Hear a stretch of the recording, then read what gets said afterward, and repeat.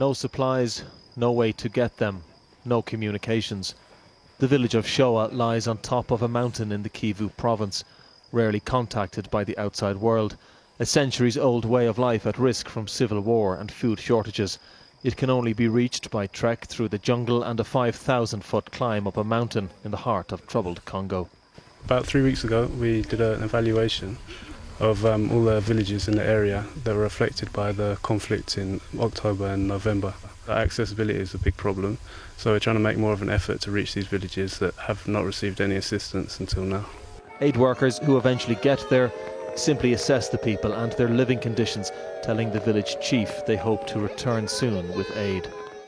The real difficulty facing these traditional mountaintop villages in the Congo jungle lands is just how remote they are. 5,000 feet up, any sort of supplies that may be available are a tough descent and an even tougher climb back to the village if they can find some. Often the rebels pass through and take whatever money they have, destroy the buildings they've built for their homes, and really they depend on these sometimes infrequent visits by the international aid agencies for their survival.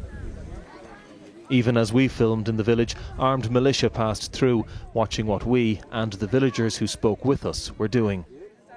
A house got burnt by Nyatura rebel groups, and they're now living in open air, and life conditions are so much difficult with her children.